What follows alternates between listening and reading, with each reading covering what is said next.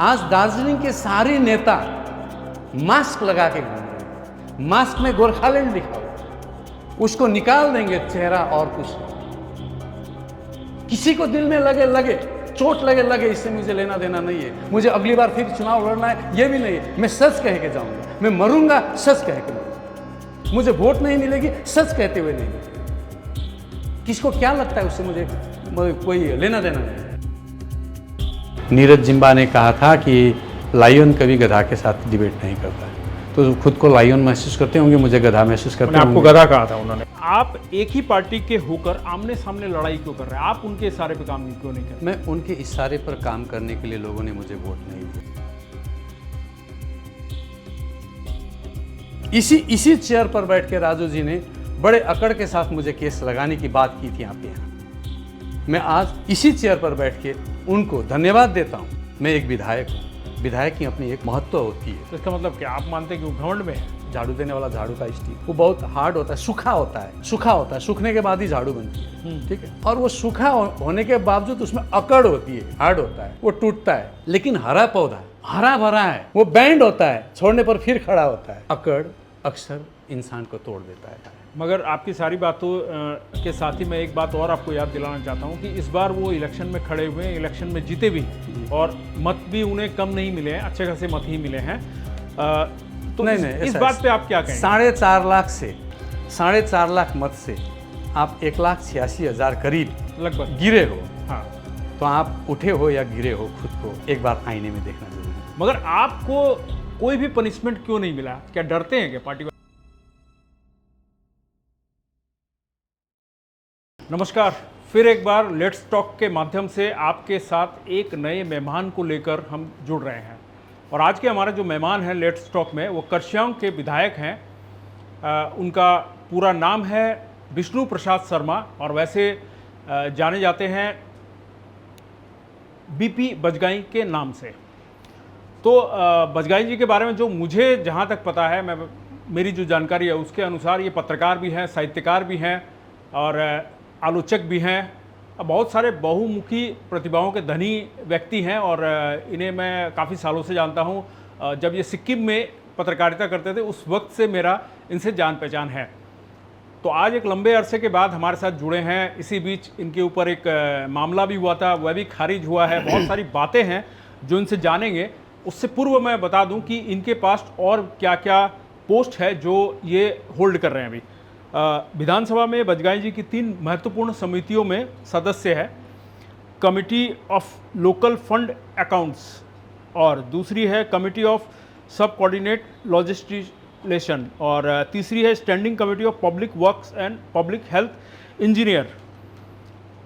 बजगाई जी ने 2021 के पश्चिम बंगाल का जो विधानसभा चुनाव हुआ था उसमें 73,475 मत से जीत, मतलब टोटल इनको मत मिले थे 73,475 और इनके जो निकटतम प्रतिद्वंदी थे उनसे 15,515 मतों से जीत हासिल की थी। मैं सही हूँ जी? तो बजगाई जी, आज स्वागत है लेट्स टॉक में। इससे पहले दार्जिलिंग के जो सांसद है राजू बिस्ट जी, इसी जगह पर आकर उन्होंने बहुत सारे खुलासे किए, बहुत सारी बातें की थी और भी काफ़ी लोग आ चुके हैं। लेट्स टॉक एक पॉपुलर टॉक शो है और आगे आने वाले समय में और भी लोग इसमें आएंगे आपके इलाके के। कोशिश हमारी है कि जो भी जनप्रतिनिधि है वो इस शो में आकर हमारे साथ सीधे तौर पर संवाद करें, उनके मन में क्या है वो हमें बताएं और वो क्या करना चाहते हैं अपने इलाके के लिए वो भी हमें बताएं। और साथ ही तर्क वितर्क जो आपके साथ जुड़ा हुआ रहता है वह भी हम जानने की कोशिश करेंगे। तो सबसे पहले सिर्फ एक चीज़ ही जानना चाहूँगा, कर्सियंग के विधायक के तौर पे आपने अपने क्षेत्र के लिए क्या किया, उसके बाद बाकी मुद्दों पे बात करेंगे। देखिए, मैं सिर्फ कर्सियंग के लिए नहीं, मैं पूरा गोरखा अवाम के लिए मैंने बहुत कुछ किया। विधायक बनने के बाद मैंने चुनाव जीता एक ही मुद्दे पर, वो मुद्दा है बंगाल से अलग होना। और आज तक मैंने विधानसभा में इस मुद्दे को जिस तरह से जितनी बार उठाया, इतनी बार किसी ने नहीं उठाया और मैं मन से शिद्दत से इसमें लगा, क्योंकि लोगों को मैंने जो जवान दिया था, जो मैंने वचन दिया था, उस वचन को मैंने पालन किया, पहली बार। दूसरी, अभी तक शायद 9 प्रोसीडिंग्स पब्लिश हो चुका है विधानसभा का, हर प्रोसीडिंग्स में मेरा 4, 5, 6 वक्तव्य आपको मिलेगा। मैंने पहाड़ के हर सब्जेक्ट पर बोला है। मैं बजट में बोला है, मैंने फिनांस पे बोला है, मैंने पहाड़ के इश्यूज़ पर बोला है, मैंने स्पेशली चाय बागानों के लिए बोला है, श्रमिकों के अधिकार, लैंड राइट्स के ऊपर भी बोला है। लेकिन मेरा पहला मुद्दा रहा ये अलग राज्य। इस पर मैं कभी बैक नहीं हुआ, अभी भी नहीं हो रहा हूँ। दूसरी बात, एक विधायक के पास क्या हो सकता है? विधायक के पास, जब मैं विधायक बना था तो हमें 6-6 महीने का BEUP फंड मिलता है। 6 महीने में हमें तब 30 लाख रुपया मिलता था। अभी शायद 1.5 साल से 35 लाख मिलता है। वो हमारे पॉकेट में नहीं आता है, वो DM ऑफिस में, ट्रेजरी में आता है। बस हम यहाँ पर ये बनाना है, लिख के देना है, उसका खर्चा होता है। तो अभी आप तो पत्रकार हैं, आप DM ऑफिस से जाके इसको मांग सकते हैं। अभी आप देखेंगे दार्जिलिंग ज़िले में 6 विधायक हैं। 6 विधायक में सबसे ज़्यादा फंड और सबसे ज़्यादा काम मेरा ही हुआ है। ये ऑन रिकॉर्ड ऑफिशियली आप DM ऑफिस से निकाल के देख सकते हैं। अब हर काम तो कहाँ ये किया तो मेरा भी दिमाग में होता नहीं है। अब उसमें काम कर लिस्ट के साथ, और इसमें कोई मिथ्या प्रचार नहीं है, क्योंकि हमारा जो भी काम होता है उसका जियो टैगिंग होता है। हर काम का जियो टैगिंग हुआ है, कोई डुप्लीकेसी होने का अंदेशा नहीं है। तो मैंने जितना हो सकता है ज़्यादा से ज़्यादा काम करने का कोशिश किया। दूसरी बात, बीमारियों को देखना, उनको राहत दिलाना। अभी पहाड़ में एक तरह का हल्ला है इधर कि किसी बीमारी को थोड़ा चिट्ठी लिख के पैसा मिल गया तो बोलता है विधायक को इससे दिया गया। इस तरह का हल्ला भी होता है।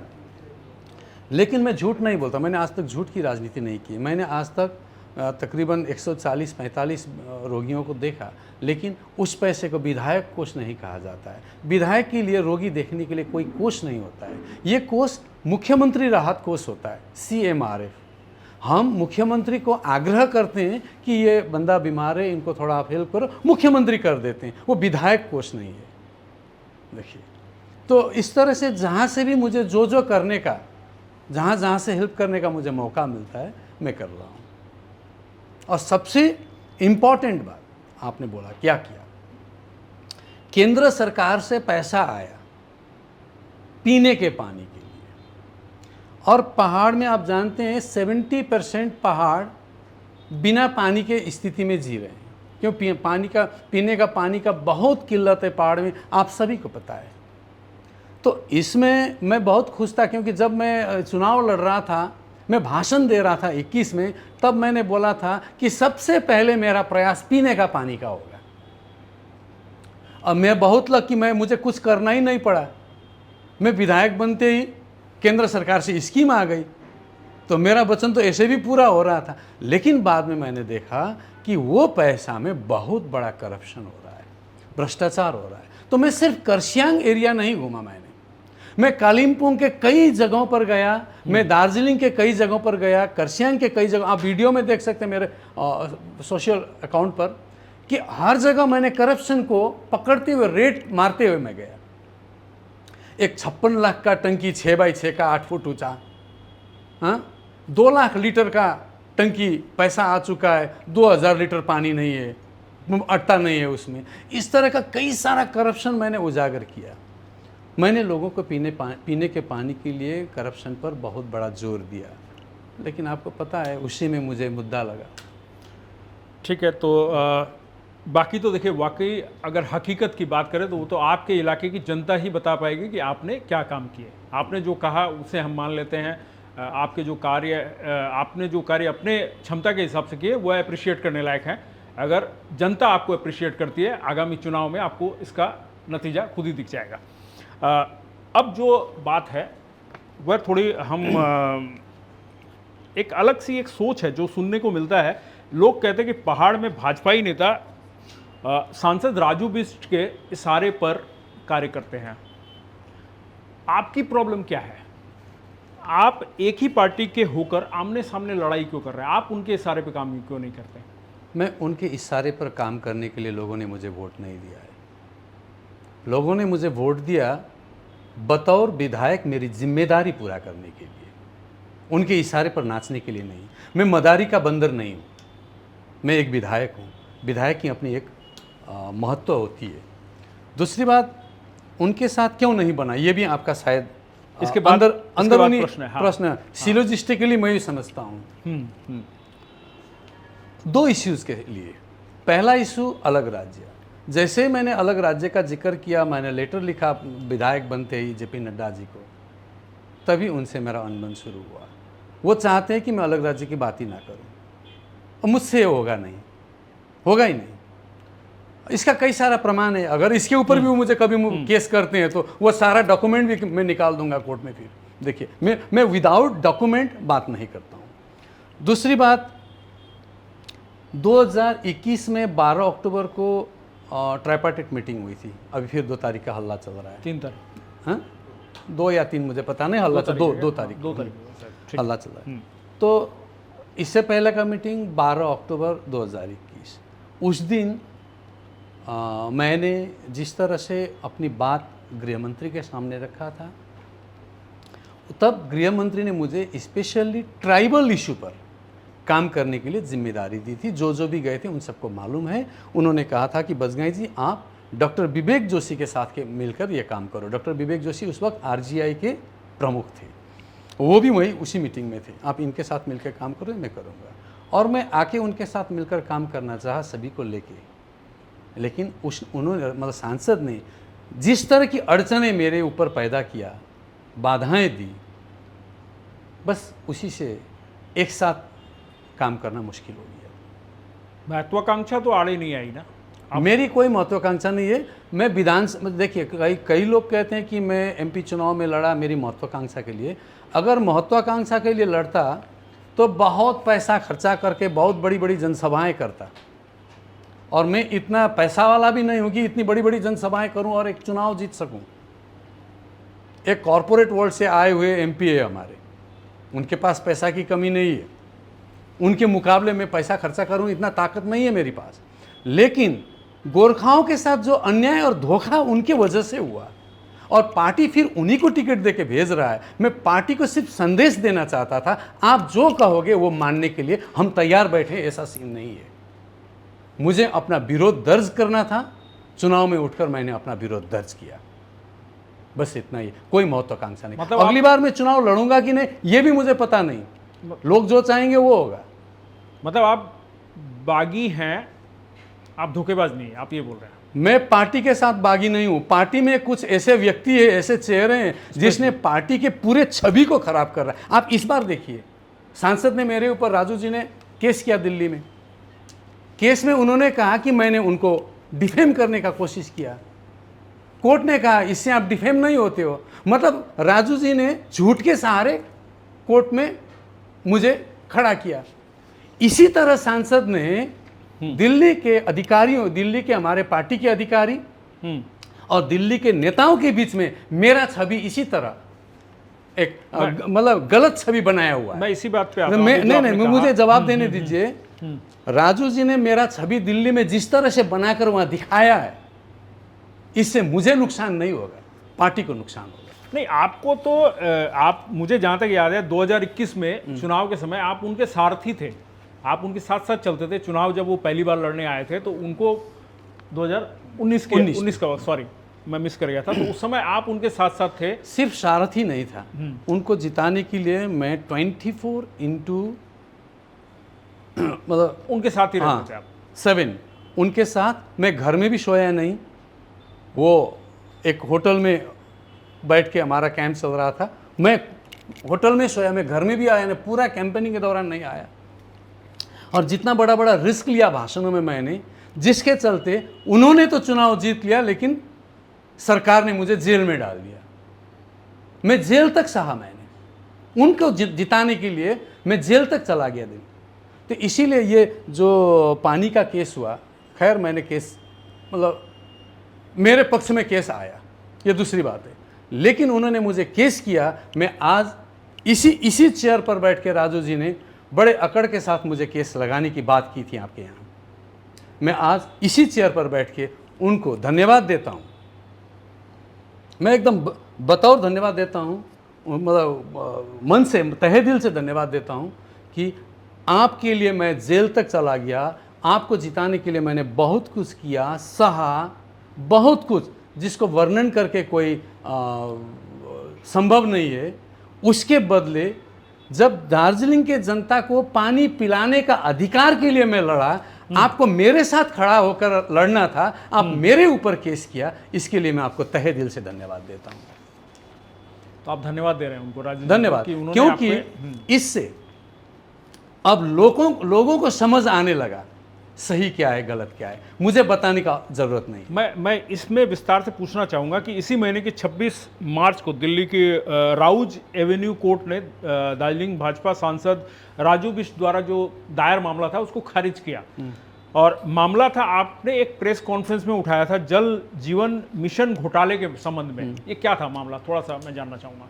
सिंपल सा बात था, एक कंपनी रजिस्टर हुआ है मिरिक थरपू के मिरिक के थरपू टी गार्डन में, वो Surya India with in bracket P limited, वो प्राइवेट हो सकता है, ठीक है। तो उस कंपनी को जल जीवन मिशन का काफ़ी सारा काम मिला हुआ है, लेकिन काम कहीं भी नहीं हुआ है। दार्जिलिंग में पानी की किल्लत है, और मेरे पास एक चिट्ठी है, सरकारी चिट्ठी है, अभी भी कोर्ट चाहे तो मैं दिखा सकता हूँ, उसका सर्टिफाइड कॉपी निकाल सकता हूँ, कि सांसद को जल जीवन मिशन का प्लानिंग और इम्प्लीमेंटेशन का मेंबर बनाया गया है। आप खुद मेंबर हो, मैं इतना करप्शन पकड़ रहा हूँ, आप जवाब दो इस चीज़ को, इंक्वायरी कराओ, एक इंडिपेंडेंट इंक्वायरी कराओ। मैंने इंडिपेंडेंट इंक्वायरी चाहा, लोगों को पानी पिलाने के लिए मैं न्याय मांग रहा हूँ, और सांसद मेरे साथ खड़े होने के बजाय आप मेरे ऊपर केस ठोकते हो, मामला ठोकते हो। ये तो बड़ी दुख की बात है। और कोर्ट ने अपने ऑब्जर्वेशन में कहा है, जो ऑर्डर है, कि मैं एक जनप्रतिनिधि होकर, और आप उस क्षेत्र के सांसद हो, मैं प्रश्न कर ही सकता हूं। प्रश्न करना डिफेम होना नहीं है। आज देखिए माननीय प्रधानमंत्री जी है, लोग क्या कुछ नहीं कहते हैं उनको। आप आए दिन देखते हैं सोशल मीडिया में, बहुत खराब लिखते हैं। आज हमारे माननीय मुख्यमंत्री है बंगाल के, हाँ, ममता बनर्जी, क्या नहीं लिखते हैं लोग। हर एक के ऊपर अगर डिफेमेशन करना चाहे, मेरे ऊपर क्या नहीं लिखते हैं लोग, हर एक के ऊपर अगर डिफेमेशन करना चाहो तो डेमोक्रेसी कहाँ रहेगी। अगर कोई इंसान खड़ा होकर मुझसे ये पूछे कि आप विधायक हो, यहाँ करप्शन हो रहा है, आप चुप क्यों बैठे हो, वो उनका अधिकार है मुझे पूछने का, कि मैं उनके ऊपर डिफेमेशन केस करूं। ये राजनीति का अध्याय से बाहर है, वो लिस्ट चैप्टर, पॉलिटिकल चैप्टर में ये नहीं आता है। तो इसका मतलब क्या आप मानते हैं कि वो घमंड में है? देखिए, कौन घमंड में है, कौन घमंड में नहीं, ये तो मैं बता नहीं सकता हूँ, लेकिन एक उदाहरण आपको दे सकता हूँ। एक उदाहरण, ये झाड़ू का जो स्टिक होता है, झाड़ू देने वाला झाड़ू का स्टिक, वो बहुत हार्ड होता है, सूखा होता है, सूखने के बाद ही झाड़ू बनती है, ठीक है। और वो सूखा होने के बावजूद उसमें अकड़ होती है, हार्ड होता है, वो टूटता है। लेकिन हरा पौधा हरा भरा है, वो बैंड होता है, छोड़ने पर फिर खड़ा होता है। अकड़ अक्सर इंसान को तोड़ देता है। मैं चाहता हूँ मेरे इर्द गिर्द मेरे दोस्त या मेरे दुश्मन भी वो हरे पौधे की तरह रहे, ये मेरी दिली इच्छा है। मगर आपकी सारी बातों के साथ ही मैं एक बात और आपको याद दिलाना चाहता हूं कि इस बार वो इलेक्शन में खड़े हुए हैं, इलेक्शन में जीते भी, और मत भी उन्हें कम नहीं मिले हैं, अच्छे खासे मत ही मिले हैं। तो नहीं, इस बात पे आप क्या कहेंगे? 4.5 लाख से 4.5 लाख अप्रोक्सीमेट बता रहा हूँ, exact I have no idea. 4.5 lakh मत से आप 1,86,000 करीब लगभग गिरे हो। हाँ, तो आप उठे हो या गिरे हो, खुद को एक बार आईने में देखना जरूरी है। अगली बार कितने गिरोगे ये भी देखना जरूरी है। दूसरी बात, प्रतिद्वंदी था इस बार, मैं तो अपना विरोध रजिस्टर करने के लिए कैंडिडेट हुआ, लेकिन जो प्रतिद्वंदी के रूप में टीएमसी के गोपाल लामा जी थे, उनके लिए पहाड़ में एक भी जनसभा हुई नहीं हुई। जब प्रतिद्वंदी नहीं थे उस पर भी आप इतने कम मार्जिन से आए हो। और दूसरी बात, अगर 1,86,000 लगभग में एग्जैक्टली आया हूँ, मुझे नहीं यही 1,86,88,000 के बीच में आप जीते हो। तो एक चीज़ बताइए, आप इतना मार्जिन आप ले रहे हो उस क्षेत्र से, जिस क्षेत्र में 4-5 महीना ये सदस्यता अभियान चलने पर 10,000 भी सदस्य आप बना नहीं पा रहे हो। ये क्या है? तो इस जीत को मैं किस हिसाब से देखूं? देखिए, मैं हार गया। चुनाव में हारना राजनीतिक हार नहीं है, चुनावी हार है। चुनावी हार और राजनीतिक हार में एक फर्क होता है। राजनीतिक हार तब होती है जब एक आदमी गुजर जाता है। एक दिन मेरा भी मृत्यु होगा। मेरा पॉलिटिकल कैरियर पर लोग क्या लिखेंगे, अगर बुरा लिखेंगे तो वो राजनीतिक हार है, अगर अच्छा लिखेंगे तो मैं हारने के बावजूद वो मेरी राजनीतिक जीत होगी। तो मतलब भाजपा का जो पहाड़ का जो समझिए कि अपना जो पकड़ है वो अभी तक मजबूत आप मानते हैं। राजू बिष्ट का कमजोर हुआ, आपका कहना ही है। भाजपा कहाँ है पहाड़ में? एक मोदी साहब का लहर है। हाँ भाई, मोदी साहब हैं, वो घट गया, बहुत कम हो गया, 4.5 से 1.86 में आ गया। ठीक है, लहर कम गई है। हाँ, लहर कम गई, लेकिन वो मोदी साहब की लहर है। दूसरी, अपोजिशन की नाकामी है। कभी कभी जीत अपोजिशन की नाकामी से भी होती है। समझ रहे हैं? आप मेरे साथ दौड़ लगा रहे हो 100 मीटर का, मैंने जीत लिया, इसका मतलब ये नहीं कि मैं आपसे तेज दौड़ा। इसका मतलब ये है कि आप दौड़ नहीं पा रहे थे। आप काफी कैलकुलेटिव जवाब देते हैं। ये नहीं, कैलकुलेटिव कहाँ है? सही, लॉजिकली आप मुझे गलत साबित कीजिए। मैं बोल रहा हूँ, लॉजिकली बोल रहा हूँ, कैलकुलेटिव।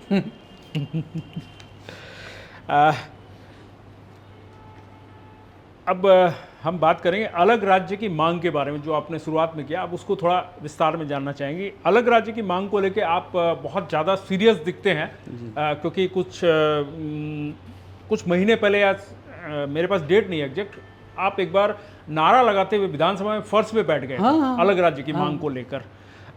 मगर अलग राज्य की मांग पूरी कैसे होगी? क्योंकि पहाड़ में जितने भी दल हैं उनका मत एक साथ मिल नहीं रहा है।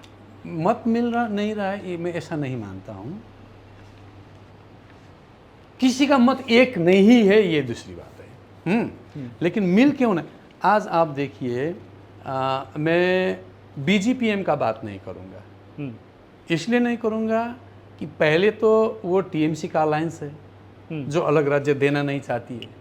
दूसरा, बीजीपीएम सीधा सीधा कहता है कि मैं विकास का राजनीति करूंगा। जो अलग राज्य का राजनीति करेगा ही नहीं, उसको लेके मैं बयान क्या दूं? हाँ, उसने नहीं किया, उसने अलग राज्य नहीं मांगा, ये मेरा कहने का अधिकार। वो तो खुद ही बता रहा है मैं नहीं मांग रहा हूं। तो मैं बीजीपीएम को आप वहां से बाहर निकाल दीजिए।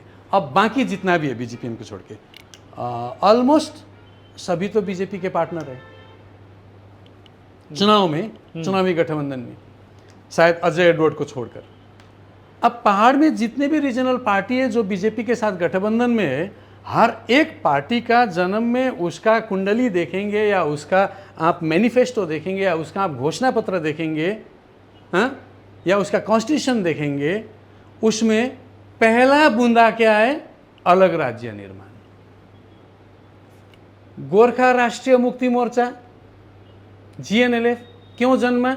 अलग राज्य के लिए। 1200 से अधिक शहीद क्यों हुए? अलग राज्य के लिए। हाँ? जब वो अलग राज्य छोड़ के आपको 6 शेड्यूल मांगने लगे तो बिमल गुरुंग का उदय हुआ। क्यों? नहीं नहीं नहीं, 6 शेड्यूल नहीं चाहिए, क्या चाहिए? अलग राज्य चाहिए। हाँ?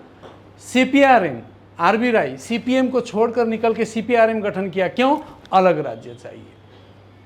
हर एक को, आज सभी को, इवन अजय एडवर्ड भी कहता है कि अलग राज्य चाहिए। हर एक को अलग राज्य चाहिए, लेकिन जब आप वहां पहुंचते हो या बयान देते हो, कोई बोलता है मर्जर, कोई बोलता है 6 शेड्यूल, कोई बोलता है और कुछ, कोई पीपीएस।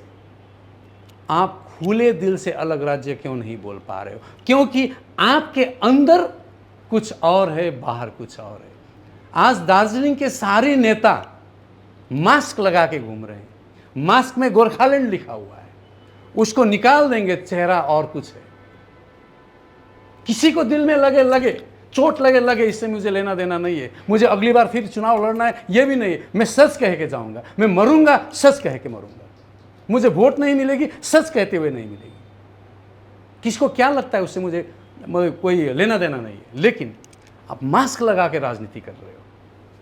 अभी देखो, अभी आपको एक मजेदार बात सामने आएगा। अभी कुछ दिन पहले, मैंने चिट्ठी अभी तक नहीं देखा, फेसबुक में सांसद को चिट्ठी आया 2 तारीख के लिए, वो देखा। बाकी किस किस को आया मुझे पता नहीं। हाँ, बस मैं भी विधायक हूँ। पहले तो मैं गया था, इस बार मुझे नहीं आया है, न मेल में आया है न फिजिकली आया है। फिर भी 1 तारीख तक मैं कुछ नहीं कहूँगा, क्योंकि 2 तारीख को मीटिंग है। 1 तारीख तक अगर आ जाए तो फिर मैं जाऊँगा। अगर मुझे चिट्ठी आया तो मैं जाऊँगा। अगर मैं गया 1 तारीख को आने पर तो नहीं जा पाऊँगा, उससे पहले आना चाहिए, क्योंकि 1 तारीख तो मुझे जाना है। अगर मुझे चिट्ठी नहीं आया तो इसका मतलब अलग राज्य बोलने वाले इंसान को चिट्ठी नहीं आता है, बाकी इश्यूज को बोलने वालों को चिट्ठी आता है, तो बीजेपी की मंशा अलग राज्य से बहुत दूर है। ये प्रमाणित हो जाएगी। अगर मुझे चिट्ठी आया तो मैं अपनी बात तो अलग राज्य ही रखूंगा, बाकी इश्यू तो मैं मानूंगा ही नहीं। सीधी सी बात है। अब ये 2 तारीख ये अग्नि परीक्षा है, बीजेपी के लिए भी, पहाड़ के और नेताओं के लिए। ये लोग जा रहे हैं, अगर मैं गया तो ठीक है, मैं नहीं भी गया तो अलग राज्य का बात छोड़कर किसी और मुद्दे पर चर्चा करके आए तो ये इनके लिए एसिड टेस्ट है। इस चिट्ठी में जो लिखा हुआ है आपने गौर से पढ़ा है उसे? गौर से पढ़ा। अब इसके ऊपर भी बात करें। सबसे पहले जब 86 में मूवमेंट हुआ, उसके बाद 88 का वो हुआ, अलग राज्य के लिए हमारी मीटिंग होती थी प्राइम मिनिस्टर लेवल पर। बाद में वो घट गया और मीटिंग हुआ होम मिनिस्टर लेवल पर। चलो वो भी ठीक है, होम मिनिस्टर भी अथॉरिटी है देने के लिए। हाँ, अभी आके वो कद और छोटा हो गया, स्टेट होम मिनिस्टर, गृह राज्य मंत्री के लेवल पर हो रहा है। अब इलेक्टेड में प्रधानमंत्री इलेक्टेड, गृह मंत्री elected, state home minister elected में अब इससे नीचे आएंगे तो अगली बार अगर दूसरा मीटिंग होगा, ये मीटिंग को छोड़ के 2 तारीख के, वो एमपी लेवल पर ट्राइपार्टेट हो सकता है। क्या ऐसा मानूं? क्यों घट रहा है लेवल, क्यों घट रहा है? इसका मतलब दिल्ली हमारे गोरखाओं के इश्यूज के साथ कितना सीरियस है या नहीं, इसी से पता चलता है। आपको हमने बंगाल राज्य का पहला एमपी दिया है दार्जिलिंग से, मैं गर्व से कहता हूं, पहला एमपी। खाता खोला है हमने यहां, उसकी लाज रखो। मैं अपनी पार्टी को बोल रहा हूं, लाज रखो। हमने आपके लिए खाता खोला है दार्जिलिंग में। हम कोई खिलौने नहीं है बाजार में बिकने वाले कि आप ले गए, खेला, मन भर गया, उसका हाथ पांव तोड़ के फेंक दिया। हम कोई खिलौने नहीं है बाजार में बिक्री के लिए। सीरियस होना चाहिए, पॉलिटिक्स सीरियस होना चाहिए। तो आपको क्या लगता है क्या होना चाहिए इसमें? मैं देखिए 2 तारीख का मीटिंग तक तो I am very much positive. मैं ना भी रहूं तो भी मैं सोचता हूं पॉजिटिव होगा। I am very much positive. मैं ना भी रहूं तो मैं सोचता हूं दार्जिलिंग के सारे नेता जाएंगे, अलग राज्य ही मांगेंगे। मैं यही सोचता हूं। 2 तारीख के बाद बजगाई बोलेगा। ठीक है। बार बार एक वर्ड सुनता हूं मैं, स्टेक होल्डर्स। बस इसके ऊपर भी बात करें। ये क्या है, माने इसकी परिभाषा क्या है? मैं शायद कल ही कोई पत्रकार मुझे पूछ रहे थे, तो मैंने वहाँ भी स्टेक होल्डर पर चर्चा किया था कि स्टेक होल्डर को बुलाया जाएगा। तो स्टेक होल्डर कौन है?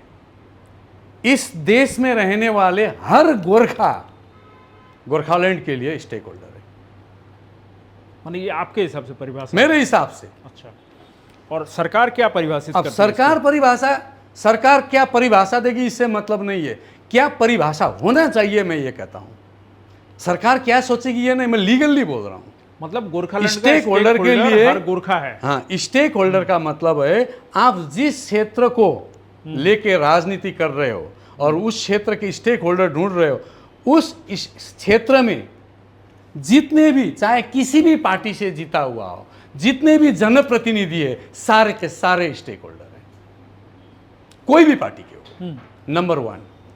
नंबर 2, इस इशू को लेके जिन जिन पार्टी का जन्म हुआ, उदय हुआ, हर पार्टी के अध्यक्ष स्टेक होल्डर है, हर पार्टी के, चाहे वो आपके साथ हो या ना हो।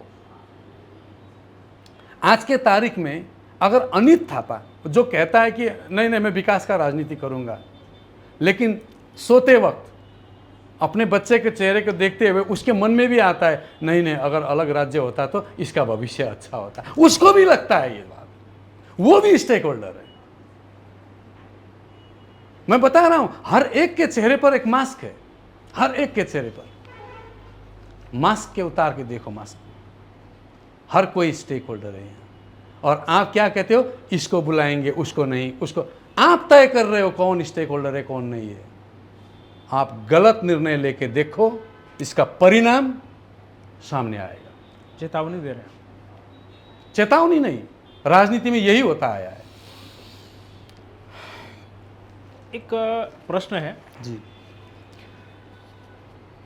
बगावत आपकी लगातार जारी है, मैं पार्टी बगावत से कहाँ कर रहा है हूं? या क्या है ये? मैं काटता हूं आपकी इस बात को। मैं बगावत नहीं कर रहा हूं, मैं अपने पार्टी के साथ खड़ा हूं। अच्छा, पार्टी ने कहा है हमें अलग राज्य देगा। देखिए आप राजीव प्रताप रूडी का स्टेटमेंट निकाल के देखिए, आप सुषमा स्वराज का स्टेटमेंट निकाल के देखिए। पार्टी ने जो जो चीज कहा है वही वही चीज हमने कहा है। मैं कहाँ पार्टी के विरोध में बगावत कर रहा हूँ। पार्टी में कुछ लोग हैं जो मुझे इस बात को कहने से रोक रहे हैं, उनके खिलाफ मैं बगावत कर रहा हूँ। मैं व्यक्ति के खिलाफ हूँ, मैं पार्टी के खिलाफ नहीं। मैं उसकी बात नहीं कर रहा हूँ, मैं बात कर रहा हूँ इलेक्शन में आप जो खड़े हुए हैं, पार्टी के न चाहते हुए भी आप खड़े हुए। नहीं, पार्टी को नसीहत दिए मैंने कि आप जो भेजोगे वो एक्सेप्ट करेगा, ऐसा नहीं हो। नसीहत देना मेरा हक है। नहीं, वो समझ गया, लेकिन इसके बावजूद भी जो भाजपा है उसको जो लोग जानते हैं अच्छे तरीके से, वो जानते हैं कि वो इसका कहीं ना कहीं परिणाम भुगताती है। मगर आपको कोई भी पनिशमेंट क्यों नहीं मिला? क्या डरते हैं क्या पार्टी वाले? क्योंकि मैं पार्टी विरोध में गया ही नहीं हूं, तो क्या मुझे पनिशमेंट देंगे? मैं पार्टी के अगेंस्ट, पार्टी के ऐसे सिद्धांत के खिलाफ नहीं गया हूं जिसको मैंने ओवर रूल किया। तो मैं पार्टी के अगेंस्ट में कभी गया ही नहीं हूं, तो मुझे क्यों पार्टी एक्सपेल करेगी? अच्छा, और मैं वही चीज डिमांड कर रहा हूं। अलग राज्य पार्टी का डिमांड है। नहीं, लोग तो बोलते हैं बजगाई के पास ऐसा बहुत कुछ है जिससे पार्टी डरती है आपसे। क्या है मेरे पास? मैं एक आम इंसान हूँ। मैं देखिए ना, मुझे देख के क्या लगता है? इतने साल साथ रहे थे, हाँ? तो कुछ ना कुछ, मेरे तो कपड़े में वो तो होगा आयरन का वो सिल्वर भी नहीं है। इतने साल साथ रहे थे तो कुछ ना कुछ तो होगा आपके पास। नहीं नहीं, ऐसा कुछ नहीं है। मेरे पास एक शक्ति है, वो है सच्चाई का। मैं यहाँ पर सच्चाई को लेकर चलता हूँ। राजनीति आज पूरी दुनिया में झूठ के सहारे खड़ा है। सिर्फ बजगाई एक ऐसा राजनीति कर रहा है, जब आया तब जो इशू लेके आया आज तक उसी इशू पर है, डटा हुआ है। अगर मैं चाहता तो मैं इधर उधर करके बहुत बड़ा पोजीशन पर जा सकता था, ऑफर भी आया, लेकिन मैं सच्चाई को छोड़कर कहीं जाने वाला नहीं। मैं जीऊंगा सच्चाई के साथ, मैं मरूंगा सच्चाई के साथ। इस बार लोग बोल रहे हैं आप जीत नहीं पाएंगे करसोग विधानसभा से। लोग बोल रहे मैं उठूंगा कि नहीं वो मुझे पता नहीं है। क्या है? नहीं, आप इसलिए बोल रहे हैं कि आपको टिकट नहीं मिलेगा। कौन? बीजेपी से टिकट तो कहीं से भी मिलेगा। देखिए ये एमपी चुनाव में भी मुझे बड़े बड़े पार्टी टिकट दे रहे थे, लेकिन मुझे एमपी बनने के लिए लड़ना नहीं था, मैंने पार्टी को प्रोटेस्ट करने के लिए लड़ना था, इसीलिए मैं उनको ठुकरा दिया मैंने। आज क्या मुझे टिकट की कमी है? लेकिन मैं सोचता हूं अगर हमारे अवाम को, हमारे लोगों को अलग राज्य की चाह नहीं है, हमारे अवाम को ट्राइबल बनना पसंद नहीं है, वो झूठे लोगों के पीछे घूमने में अपने को अगर आनंद महसूस करते हैं, तो मेरे जैसे लोग को राजनीति में नहीं रहना चाहिए। ऐसा भी सोच बना रहा हूं मैं। तो संन्यास लेने का सोच रहे हैं क्या? देखिए, संन्यास बोल के कोई शब्द होता नहीं है राजनीति में, ये एक वर्ड है। राजनीति में 900 चूहे खा के कोई हज में जा सकता है? राजनीति एक दलदल है। यहाँ आके मैं क्या संन्यास का बात करूँगा? दलदल है ये। मैं संन्यास शब्द को, जो पवित्रता है, उस पवित्रता को राजनीति के साथ जोड़कर मैं उस शब्द का अपमान करना नहीं चाहूँगा। नहीं, मैं बस मैं एक आम इंसान की ज़िंदगी जी सकता हूँ, क्योंकि जब किसी को कुछ नहीं चाहिए तो मुझे लड़ने की क्या आवश्यकता है। हाँ, अगर इस तरह का सोच होने के बावजूद कोई चुनौती देता है तो फिर कुछ दिनों पहले ये चर्चा थी इलेक्शन के समय में, राजू बिष्ट ने कहा था कि अगर चुनाव से पहले अगर समाधान नहीं होता गोरखाओं की समस्याओं का तो मैं राजनीति छोड़ दूंगा। वो तो 24 के चुनाव से पहले 24 के वो तो और लग कर आए यहाँ तो 24 के चुनाव से पहले की बात कर रहा हूं। 24 के चुनाव से पहले कहा था उन्होंने कि 24 तक डिलीवर नहीं करेंगे तो हम राजनीति से संन्यास लेंगे, चुनाव नहीं लड़ेंगे। हाँ, लेकिन उनका वचन का तो मैं अगर बोलता हूं तो पूरा करता हूं।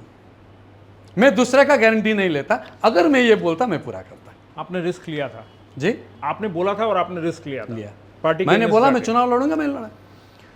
अच्छा, अब मेरा एक आखिरी सवाल रह गया है। हाल ही में राजू बिष्ट ने राज्यपाल से मुलाकात की थी और राज्य सरकार के टी टूरिज्म का जो 30% वाला जो मामला है उसको लेकर राज्यपाल से शिकायत भी की और कहा कि इस मामले पर आप कुछ करिए। आपको क्या लगता है ये पूरा मुद्दे पे आप लोग का क्या स्टैंड है? आप लोग का नहीं, क्या स्टैंड होना चाहिए ये मैं बताता हूँ। हाँ, ये मेरी नहीं, उसकी नहीं, उनकी नहीं, उनकी नहीं, समग्रता में क्या स्टैंड होना चाहिए मैं आपको ये खुल के बताऊँ। 30% लैंड ऑफ टी गार्डन, इसको ऐसा भी कहें कि श्रमिकों का जमीन की अधिकार, ये भाषा में भी कहें। हाँ। कुछ छिन्न। दार्जिलिंग में चाहे पीने का पानी का समस्या हो, चाहे श्रमिकों का लैंड राइट्स हो, चाहे ये मेडिसिनल प्लांटेशन का लैंड राइट्स हो, या कोई भी इश्यूज, पहाड़ में, तराई में और डुअर्स में कोई भी इशू हो, सारे इशू के पीछे अगर आप भागेंगे तो आप असली मुद्दे से भाग रहे हो। वो तो आपको डिवाइड करके वहां पर फंसा रहा है सरकार, इशू देके। आप इसमें बिजी हो जाओ, आप सबको छोड़ो, अलग राज्य मांगो, अलग राज्य में हाँ अपना कानून खुद बनाएंगे, जमीन का अधिकार भी खुद दिलाएंगे, न 30% का समस्या, लैंड राइट का समस्या रहेगा, न पीने का पानी का। हम खुद अपने लोगों को सब कुछ दे सकते हैं।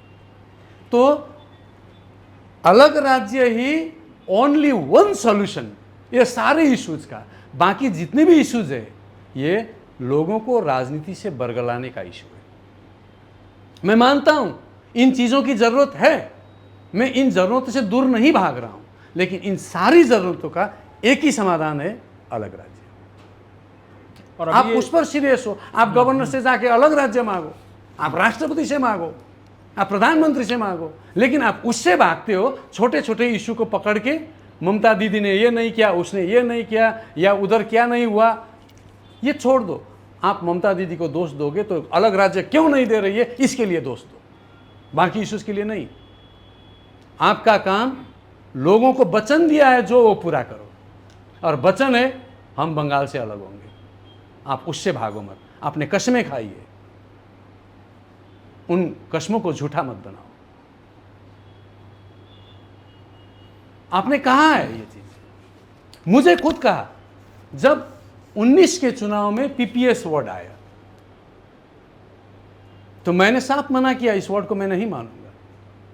मैं यहां था, दिल्ली में हो रहा था, परमानेंट पॉलिटिकल सॉल्यूशन की बात कर तब मुझे क्या समझाया गया, मेरे घर में आए कई नेता, तो मुझे क्या समझाया गया, नहीं ये इलेक्शन है, अलग राज्य बोलेंगे तो बंगाल में वोट में इंपैक्ट होगा, लेकिन पीपीएस का मतलब अलग राज्य है, मुझे समझाया गया।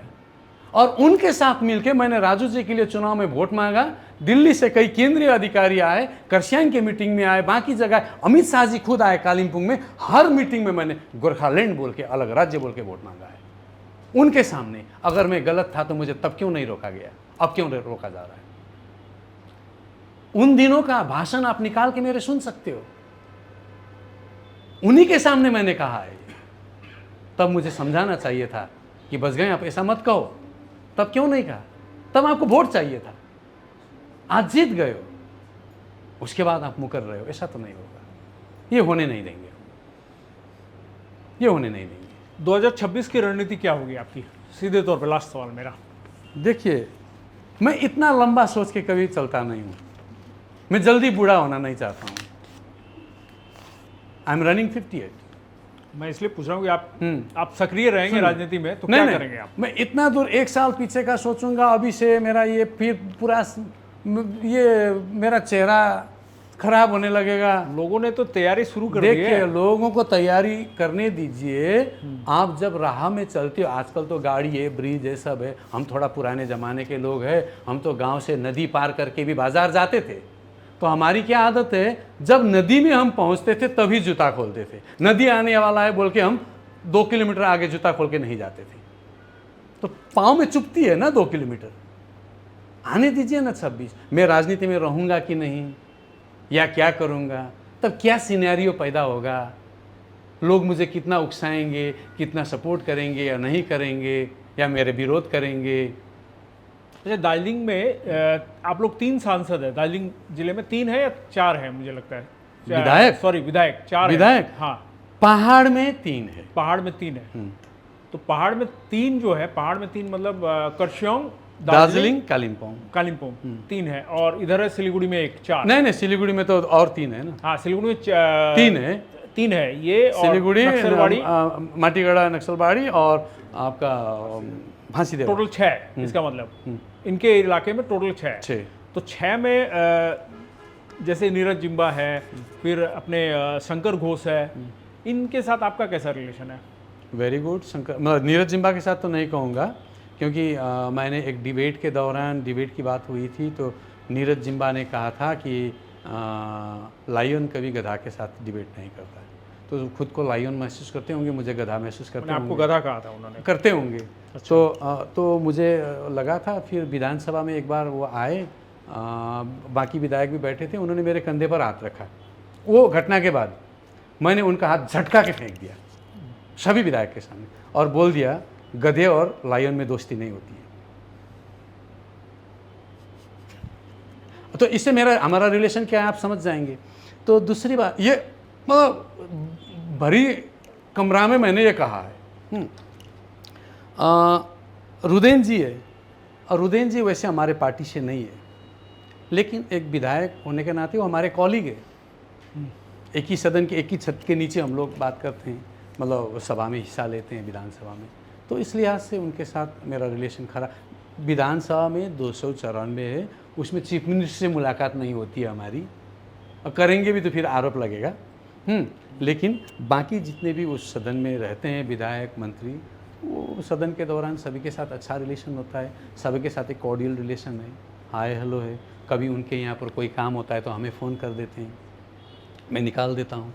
कभी उधर मेरा कोई काम पड़ा तो मैं फ़ोन कर देता हूँ, वो लोग वो काम को निकाल देते हैं। ऐसा होता है, ये तो चलेगा। देखिए, और उदयन जी के साथ भी अच्छा है। ठीक है, धन्यवाद। तो मेरे प्रश्न फिलहाल ख़त्म हो चुके हैं। अब जो मेरे सहयोगी हैं, जो फील्ड में रहते हैं और अलग अलग फील्ड से हैं, और कुछ हमारे यहाँ जो डेस्क पे काम करते हैं वो भी हैं, वो भी आपसे सवाल करेंगे। एक सवाल करने से पहले आपसे मैं एक अनुमति लेना चाहूँगा, अगर आप परमिट करें तो। आपने कुछ देर पहले दिल्ली में रोज़ रेवेन्यू कोर्ट में मेरे ऊपर जो मुद्दा लगा, जिसमें अदालत ने राजू जी का आरोप को संज्ञान में लेने से अस्वीकार किया, कॉग्निजेंस लेने से अस्वीकार किया, तो ये मेरे लिए, सिर्फ ये मेरे लिए जीत नहीं है। मैं इसके बारे में 2 लाइन आपसे कहना चाहूँगा आपके माध्यम से मेरे लोगों को, कि वो सिर्फ मेरे लिए अच्छा हुआ या मुझे न्याय मिला ऐसा नहीं है।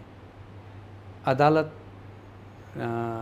ने जो न्याय दिया है, जो फैसला सुनाया है, ऑर्डर जो पास किया है, भारतीय राजनीति में एक मार्गदर्शन किया है कि राजनेताओं को किन किन परिस्थितियों को झेलना पड़ता है या किन किन को ओवरलुक करना पड़ता है। बहुत अच्छा मार्गदर्शन है।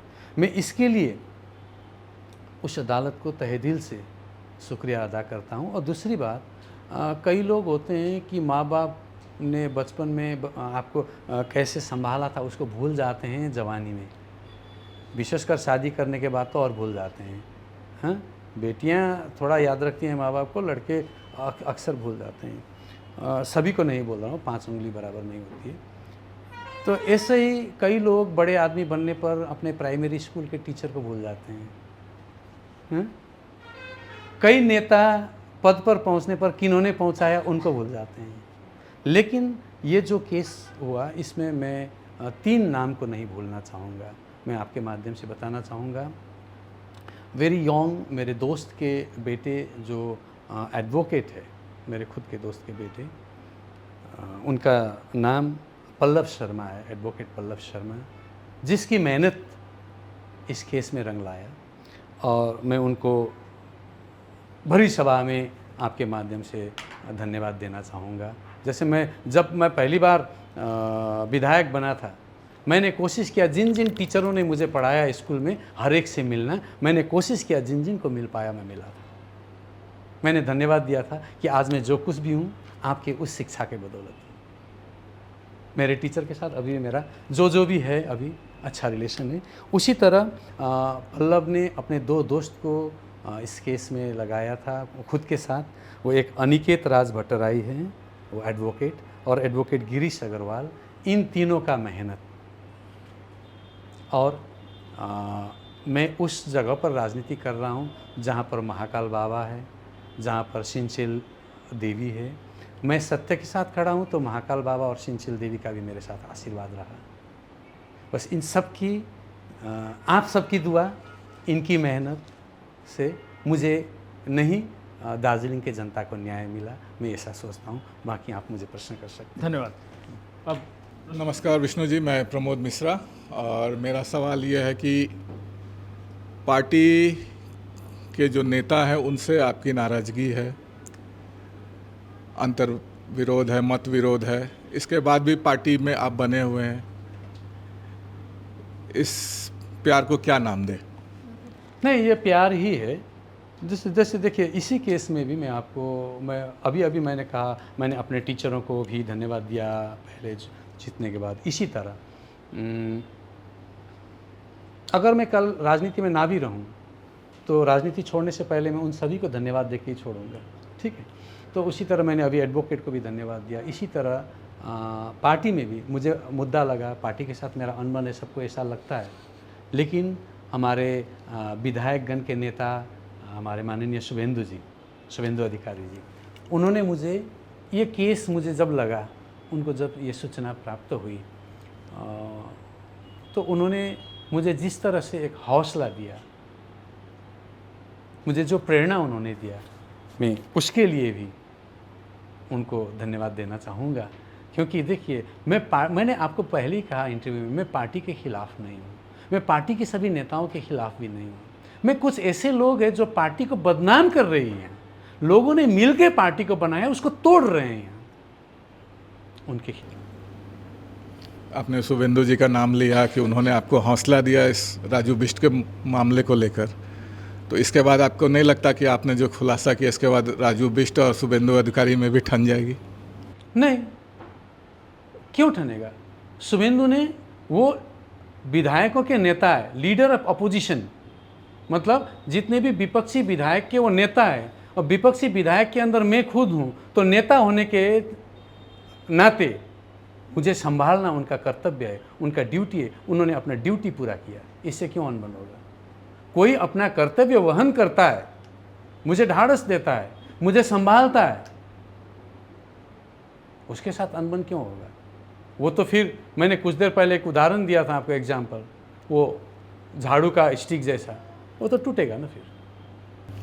मेरा दूसरा सवाल है कि सन 86 से लेकर 2025 तक का लंबा समय, लगभग 4 दशक से अधिक का समय हो रहा है, अलग राज्य गोरखालैंड की मांग सुभाष सिंह से लेकर आप लोगों तक पहुंच चुकी है। अब तक अलग राज्य गोरखालैंड बना नहीं, पहले 6 शेड्यूल, फिर GTA। क्या लगता है कि भविष्य में यह संभव हो पाएगा? ये जो मांग है, ये क्या जायज़ मांग है या नहीं है? एकदम संभव है। अलग राज्य उस दिन संभव है जिस दिन पहाड़ में हर नेता में ईमानदारिता हुई।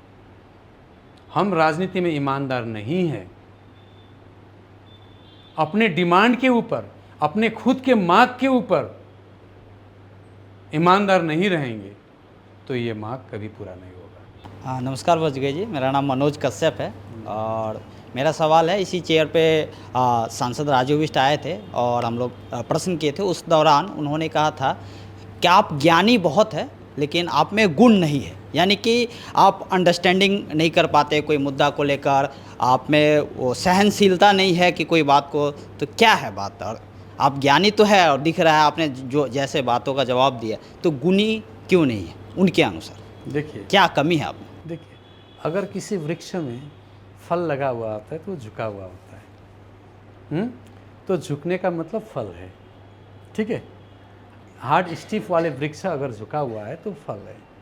इसी तरह अगर कोई ज्ञानी है तो वो गुणी है। ज्ञान के अलावा इस संसार में कोई गुणी नहीं हो पाया है मनुष्य। अगर राजू जी कहते हैं मैं ज्ञानी हूँ तो मैं अवश्य कहीं ना कहीं गुणी जरूर हूँ, लेकिन मैं क्लेम नहीं करूँगा। अगर वो कहेंगे मैं गुणी नहीं हूँ तो उनको ये कहना चाहिए कि मैं ज्ञानी भी नहीं हूँ, उनको मान लेना चाहिए। ज्ञान और गुण एक साथ रहते हैं, एक साथ। इसको सांसद चाहकर भी अलग नहीं कर सकते। ये थ्योरी के अंदर आती है, एक सिद्धांत की तहत आती है। आप सिद्धांत को अपनी मनमानी ढंग से तोड़ नहीं सकते हो। आप मुझे कह दो ना ये बुद्धू है, ठीक है, मैं एक्सेप्ट, लोग जो सोचेंगे वो करेंगे। बुद्धू है कह दो, बसगाई बहुत बुद्धू है, गुणी भी नहीं है, हाँ ठीक है बोलो। लेकिन अगर आप ज्ञानी कहोगे और गुणी नहीं कहोगे, ज्ञान और गुण एक साथ रहते हैं। मेरा दूसरा प्रश्न ये है बजगई जी, आपने कहा कि आप जो है विधायक बने और विधायक बनने से पहले जो जनता को वादा किया कि अलग गोरखालैंड की मांग की, और इस तरह से कई सारे नेता जो है पहाड़ में मांग कर चुके हैं, लेकिन देखने को ये मिलता है जब उनका चेहरा चमक जाता है, लोग उनको जानने लगते हैं, तो वो उस मुद्दा से हट जाते हैं। और आपने कहा कि अलग गोरखालैंड के लिए ही आप राजनीति में आए हैं और विधायक बने हैं और इसका मांग करते रहेंगे। लेकिन जिस पार्टी में आप हैं उस पार्टी के नेता कोलकाता में बैठकर जो आप मांग करते हैं अलग गोरखालैंड का, उसका वो समर्थन नहीं करते, और आप उस पार्टी में बने हुए हैं, तो आपका और मैं अपने ही पार्टी के खिलाफ बयानबाजी विधानसभा में मैं प्रदर्शन में बैठा, डेमोन्स्ट्रेशन में बैठा। मैं तो अपनी जगह ठीक हूं ना, मैं तो अपनी जगह से हिला नहीं हूं। बाकी नेता मुकर गए होंगे, मैं तो अभी तक अपनी जगह पर हूं, अपनी राह पर हूं। तो आप भी मांग कर रहे हैं, आपके पास क्या परिकल्पना क्या है अलग गोरखालैंड की? आप और क्या आगे विस्तार में क्या करने जा रहे हैं आप उसको लेकर? आप तो मांग कर रहे हैं, लेकिन आपके पास परिकल्पना क्या है इसको आगे? परिकल्पना ये नहीं, मैं अभी एक चीज़ को आपने बहुत अच्छा प्रश्न किया, गंभीरता से सोच रहा हूँ। कई युवा मुझसे मिलने आते हैं। देखिए, राजनीति में मेरे विरोध करने वाले भी हैं, मैं ना नहीं करूँगा, कई सारे हैं, लेकिन मुझे समर्थन करने वाले या मेरे विचारों का समर्थन करने वाले, मुझे नहीं कहूँगा, मेरे विचारों का। बसगाई इज़ नथिंग, बसगाई कुछ नहीं है, लेकिन बसगाई का विचार इम्पॉर्टेंट है। मैं पहचाना जाता हूँ तो मेरे विचार की वजह से, मेरे चेहरे की वजह से तो मैं पहचाने नहीं जा रहा हूँ। तो मेरे विचार को देखते हुए कई युवाएं मेरे पास आती है। तो मैं अभी एक सोच बना रहा हूँ कि एक चीनी कहावत है कि आपको आगे 1 साल का योजना बनाना है तो आपको फसल लगाना चाहिए, आगे 10 साल का योजना बनाना है तो आपको पेड़ बोना चाहिए, लेकिन 100 साल का अगर योजना बनाना अपेक्षित हुआ तो आपको इंसान बोना चाहिए, मतलब इंसानियत पैदा करना चाहिए। तो इसी तरह मैं सोच रहा हूँ ये जो हमारी डिमांड है लंबे अरसे से पूरा नहीं हो रहा है, तो मुझे लगता है कुछ युवाओं को पॉलिटिकली ट्रेंड किया जाए राजनीतिक रूप से कि हमारी राजनीति की मकसद क्या है, और इस देश की संविधान को सर पर रख के इस देश की सुरक्षा को, आज अगर कहीं से आ रहा है तो उसको रोकते हुए सिक्योरिटी, इस देश की सिक्योरिटी को मतलब उसके सुरक्षा को, उसकी जिम्मेदारी भी लेते हुए, ठीक है, आप संविधान के तहत हमारी मांग को कैसे आगे बढ़ा सकते हो, किस तरह की राजनीति की ज़रूरत है। मुझे लगता है युवाओं में 2-3 साल कम से कम पॉलिटिकल एक चर्चा, एक अवेयरनेस का कैंपेन होना ज़रूरी है, तो ताकि आने वाले नस्ल अच्छा नेता पैदा कर सके। इस दिशा में भी मैं सोच रहा हूँ। ये आप शुरू करने जा रहे हैं? मैं ऑलमोस्ट मैं सोच रहा हूँ। ठीक है, थैंक यू।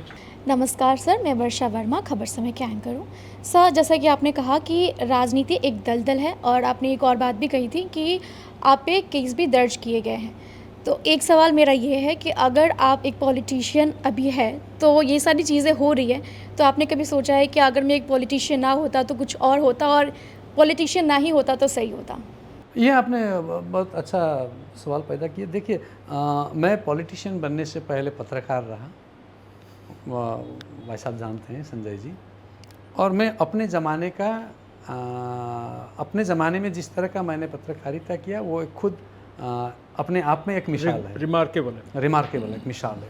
और कभी मुझे कहीं से कोई ब्लैक स्पॉट नहीं लगा, ठीक है, पत्रकारिता की दुनिया में। उसके बाद मैं एक राइटर हूँ, मैं कहानियाँ लिखता हूँ, मैं कविताएं लिखता हूँ, मैं क्रिटिक लिखता हूँ, मेरा कई बुक पब्लिश हुआ है, यहाँ तक कि मैंने फिलोसॉफी सार्वत्रिकतावाद बोल के भी एक घोषणा किया, दर्शन, हाँ उसका भी बुक है, मेरा बुक्स है। तो वहाँ भी मुझे कभी ब्लैक स्पॉट नहीं लगा, क्योंकि वो दुनिया जो है वो एक ज्ञान का दुनिया है, ठीक है, गुण का भी, ज्ञान का गुण का दोनों दुनिया है। तो लेकिन राजनीति के में आने के बाद कई दोस्त दुश्मन बन गए।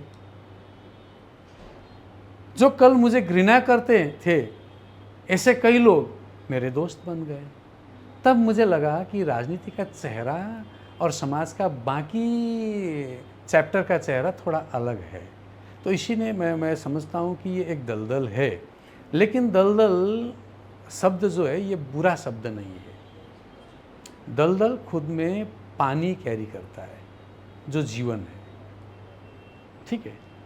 तो दलदल नहीं हो तो इस संसार में कई जानवर भी नहीं रहेंगे और उससे एक इकोलॉजिकल साइकिल खराब होगा। तो दलदल भी ज़रूरी है लोगों के लिए, लेकिन दलदल में उन्हीं को रहना चाहिए जो दलदल में पनप सकते हैं। अब मुझे लगता है शायद मैं उसके लिए शायद फिट नहीं हूँ, अभी ये लग रहा है मुझे। हाँ, फिर भी मैं सोचता हूँ कि अगर अवाम चाहेंगे कि नहीं नहीं आपको दलदल में रहना है, आप वहाँ रहोगे तो हमारे लिए अच्छा है, तो उनके लिए मैं दलदल में डूब भी सकता हूँ, मर भी सकता हूँ। लेकिन हमारे अवाम चाहेंगे कि नहीं नहीं आप दलदल में मत रहो, तो नहीं रहूँगा। ओके सर, शुक्रिया। ये दलदल कहीं अलग अलग दल तो नहीं? नहीं, वो दल अलग है और ये दलदल, इन्होंने जो दलदल प्रश्न किया वो अलग है। लेकिन दल दल जो बात कर रहे हैं, मैं आपको एक चीज़, आपने जब प्रश्न कर ही लिया है तो मैं आपको जवाब दूं। दल दल हमारी मांग क्या है? अलग राज्य। कांग्रेस ने क्या किया? उसके बदले हमें डीजीएससी दिया, उसके बदले हमें जीटीए दिया। बीजेपी ने क्या किया? मतलब अलग राज्य नहीं दिया, बीजेपी ने क्या किया? हम देंगे देंगे देंगे, पीपीएस में आया, अभी तो ट्राइपार्टाइट का लेवल भी वन स्टेप डाउन हुआ और एक कदम नीचे। इधर ममता दीदी बोल रही है आमी बंग भंग होते गो ना। अब आप मुझे बताइए, गोरखा के लिए इन तीन पार्टी में समानता क्या है, असमानता क्या है? गोरखाओं के लिए तीनों पार्टी एक ही है अभी तो फिलहाल तक। ये भी नहीं दे रहा है, वो भी नहीं दे रहा है, वो भी नहीं दे रहा है, समझ रहे हैं? तो इससे ये दल वो दल में क्या फर्क पड़ेगा? बस, तो वो भी दलदल है, वो भी दलदल है, दलों का दल दलदल है और इनका दलदल को भी दलदल ही है, और मेरा डेफिनेशन का दलदल भी दलदल ही है। नमस्कार, मैं शौमी। आपने थोड़े देर बाद एक शब्द आपने बोला कि अलग गोरखालैंड या अलग राज्य, और जिसके लिए अगर आप लोगों के पास वो हो जाएगा, आप लोगों को कुछ करना नहीं है, किसी के ऊपर निर्भर नहीं होना है, आप लोग खुद दे सकते हैं परिसेवा। तो आपको लगता है ये बात कितना दूर तक सही है? क्योंकि आपको अगर अलग राज्य मिल भी गया, आपको किसी के ऊपर, कोई भी पार्टी के ऊपर निर्भर नहीं होना पड़ेगा। क्या कहेंगे आप? आपने बहुत अच्छा प्रश्न किया। अभी जीटीए को साल में कितना मिलता है? एक साल में 1000 करोड़ लगभग आंकड़ा वही बताता है।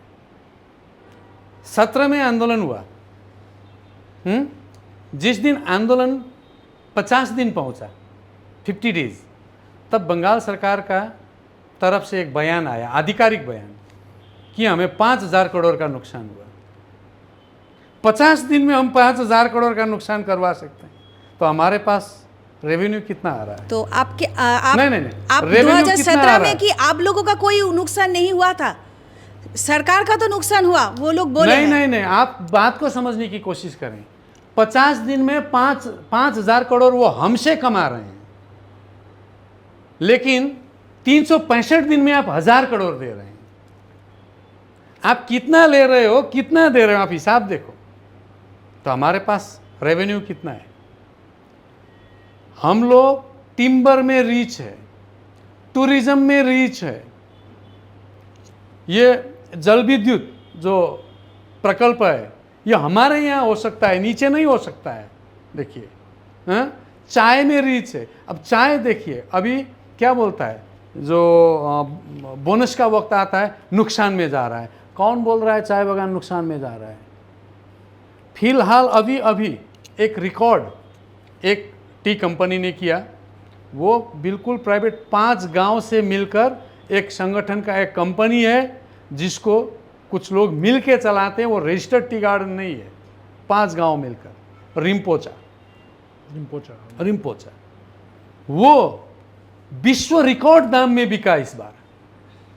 जब एक private team world record break कर सकता है चाय की दाम में, आप रजिस्टर्ड टी गार्डन उस स्तर पर क्यों नहीं जाना चाहते? यहां क्या हो रहा है कि चाय बागान के नाम पर आप ब्लैक मनी को व्हाइट मनी कर रहे हो कई जगह। कई जगह वो पुराने 50 साल पुराने चाय से पत्ती बीन रहे हो। आपको उसमें अपरूटिंग करके नया चाय लगाना होता है क्वालिटी के लिए, बस आप बिजनेस कर रहे हो। कई जगह चाय के नाम पर राजनीति कर रहे हो आप। अगर हमारे पास राज्य होगा, ये सारे चाय बागान, वो जो 5 चाय बागान मतलब गांव मिलकर जो प्रदर्शन किया, उस दर्ज पर हम लोग ले जा सकते हैं। देखिए, तो हमारे पास अब केंद्र सरकार को तो राज्य को हर साल बजट एलोकेट करना ही है, वो बजट तो मिलेगा, लेकिन हमारा रेवेन्यू हमारे पास रहेगा। तो हमारे लोगों के लिए यहाँ क्या है, किन के ऊपर अन्याय हुआ है? यहाँ गोरखाओं के ऊपर अन्याय हुआ है, लैंड राइट के ऊपर, आदिवासियों के ऊपर अन्याय हुआ है, राजवंशियों के ऊपर अन्याय हुआ है। हम उनको, पीड़ा एक ही है, सबकी दर्द एक ही है। हम अपनी सरकार में सबको न्याय दे सकते हैं, सबको अपना लैंड राइट दे सकते हैं। आज लिमिटेशन एक्ट बोल के इस देश में कुछ कानून है, जिसके ऊपर नहीं, मैं आपको एक एग्जांपल दे रहा हूँ। लिमिटेशन एक्ट बोल के एक कानून है, जिसमें कोई आदमी अगर प्राइवेट प्रॉपर्टी में 12 साल से रह रहा है तो वो ज़मीन उसकी, वो जगह उसकी होगी, वो प्रॉपर्टी। और पब्लिक प्रॉपर्टी में अगर 30 साल से कब्जा है सरकारी ज़मीन पर, वो उसका होगा। तो चाय बागान तो लीज लैंड है सरकार की, 150 साल से हमारे लोग रह रहे हैं। तो लिमिटेशन एक्ट के तहत जिसका जितना ज़मीन वो दे दो, कानून सम्मत दे दो, लेकिन ये सरकार नहीं देगी। अलग राज्य मांग लो, हम देंगे, अलग राज्य बनते ही दे देंगे। सारी समस्या का जड़ देखिए, पानी, बिजली, स्कूल। आज दार्जिलिंग को देखिए, दार्जिलिंग में एक समय राजा महाराजा का राजकुमार वगैरह पढ़ते थे, उनके बेटा बेटे, बड़े बड़े फिल्म इंडस्ट्री के लोग यहाँ पढ़ने आते थे, उनके बच्चे, बड़े बड़े इंडस्ट्रियलिस्ट के बच्चे आते थे। एक इंटरनेशनल एजुकेशन हब था दार्जिलिंग। आज क्या हुआ दार्जिलिंग का एजुकेशन? गर्त में चला गया है। इसको ठीक कर सकते हैं हम लोग। लेकिन इतना कुछ है तो फिर भी तो बाहर आना हो रहा है। बाहर का जितना भी लोग है उन लोगों को तो इधर आना हो रहा है। सब मिल बांट के ही तो चल रहा है अभी तक। तो आप खुद ही पहले नहीं, बंगाल का अपना राज्य है, दूसरा राज्य में नहीं जा रहे हैं। ये राज्य दूसरा राज्य में नहीं जा रहे नहीं है। हैं। जब वो जाते तो हम भी आएंगे ना, राज्य ये दे दो ना। टोटल आपका नहीं है, माने ये टोटल नहीं है राज्य में, पूरा ये नहीं है। दार्जिलिंग राज्य में नहीं होता है। पहाड़ दार्जिलिंग जो है इलाका, वो हम लोग का एरिया में नहीं है, वेस्ट बंगाल में ही तो है। तो आप तो यहाँ का ही निवासी है। देखिए, मैं आपको बता रहा हूँ, संविधान के धारा 3 को पढ़िए आप, और धारा 3 के ऊपर चर्चा करें, हमारी राइट क्या है, पहली बात। दूसरी बात, हम तो अलग राज्य, अलग देश तो नहीं मांग रहे हैं, और इस देश में संविधान में भारत का नाम भारत नहीं है, संविधान में इंडिया का नाम इंडिया नहीं है, संविधान में यूनियन ऑफ इंडिया है, संघीय भारत है। अलग अलग राज्य itself a country like thought, तो अलग अलग राज्य का एक समूह, एक संघ, एक यूनियन है इंडिया। अगर किसी दिन यूएसएसआर जैसा हालत इंडिया में हुआ तो ठीक है, जितने भी इस देश में बिहारी है वो बिहार में रहेंगे, पंजाबी पंजाब में रहेंगे, मराठी महाराष्ट्र में रहेंगे, हाँ, बंगाली बंगाल में रहेंगे। हम जो पूरा देश की सीमा में सुरक्षा दे रहे हैं, हम कहाँ रहेंगे, जगह दिखाइए। तो मैं एक शर्त पर अलग राज्य नहीं मांगूंगा, एक शर्त पर, हमेशा के लिए इस इशू को छोड़ दूंगा। शर्त यह है कि फिर एक बार संविधान के ऊपर चर्चा हो पार्लियामेंट में, और इस देश में हर स्टेट का नाम जाति का नाम से मिटाया जाए। North province, middle east province, south east province, west province रखा जाए। जाति के नाम में कोई भी राज्य नहीं हो, हम भी नहीं मांगेंगे। लेकिन आप रख सकते हो और हमें देने से इनकार करते हो, यह कतई स्वीकार नहीं है। धन्यवाद। नमस्कार सर, मैं रियांशी। एक्चुअली मेरा क्वेश्चन ये है कि 2 अप्रैल को जो मीटिंग होने वाली है दिल्ली में, तो वहाँ पर अगर आपने वो पत्र गौर से देखा होगा तो वहाँ पे लिखा है कि गोरखाओं की समस्याओं पर मीटिंग, पूरा जो मुद्दा है। लेकिन क्या ये अलग राज्य का मांग कहीं भी लिखा नहीं गया है, कहीं भी उल्लेख नहीं किया गया है? तो क्या आप इसको गोरखाओं की समस्याओं से जोड़कर देखते हैं, अलग राज्य कोई मांग को लेकर? आपका प्रश्न का जवाब देने के लिए मुझे एक चिट्ठी की ज़रूरत पड़ेगी। आप में से कोई हेल्प करके अगर ये फाइल मुझे देंगे तो मैं आपको बहुत टेक्निकल जवाब देना चाहूँगा। ठीक है, थैंक यू, थैंक यू। मैं समझता हूँ कि शायद इसमें वो चिट्ठी है।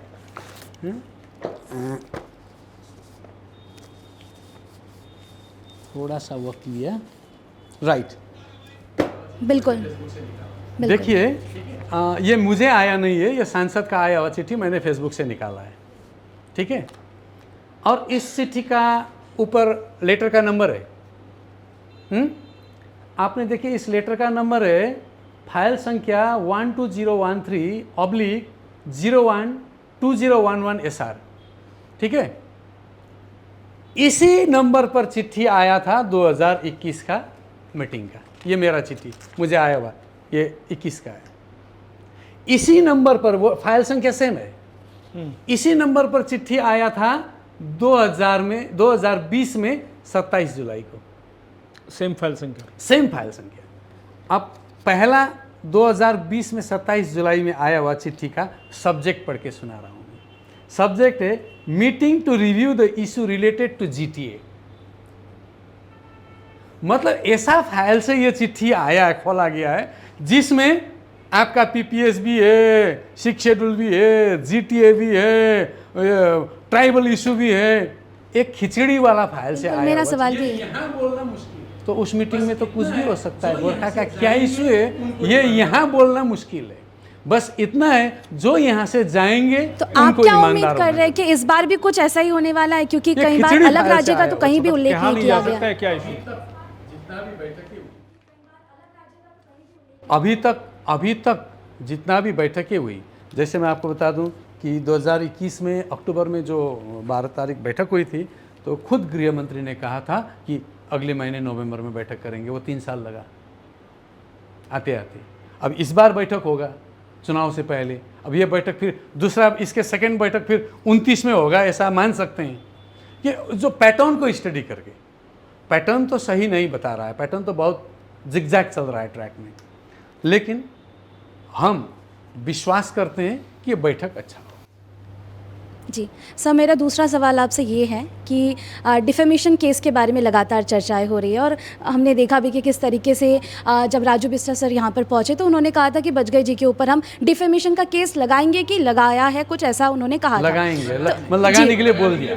जी जी जी बिल्कुल। तो डिफेमेशन केस को लेकर बहुत सारी बातें हुई, लेकिन कोर्ट ने उसको खारिज कर दिया, कहीं ना कहीं उनका जो भी तथ्य था वो खारिज कर दिया। राइट टू इन्फॉर्मेशन के तहत भी ये हो सकता है, तो यही मेन बात है। तो क्या कहना चाहेंगे अब आप, क्या सवाल खड़ा करना डिफेमेशन केस तक ये जा सकता है, ये इस बात को ले जाना सही है, आप क्या मानते हैं इसको? राजू जी उस हद तक गए, इसका मतलब ये नहीं कि मैं उस हद तक जाऊंगा। मैं उसको बस तहे दिल से धन्यवाद देना चाहता हूँ। मैं उनको कहना चाहता हूँ कि आप राजनीति में फलो फूलो, अच्छे जगह पर पहुँचो, लोगों से प्यार करना सीखो। जिसने आपको किसी समय पर सपोर्ट किया, उनकी भावनाओं को कदर करना सीखो। बस इतना ही कहूँगा, ज़्यादा कुछ नहीं। मैं उनको मेरी तरफ से ये जो उन्होंने मेरे ऊपर केस किया, मैं तहे दिल से धन्यवाद देता हूँ कि आपने कम से कम मेरी आंखें खोल दी और आपने हमारे अवाम के, हमारे लोगों की भी आंखें खोल दी। धन्यवाद।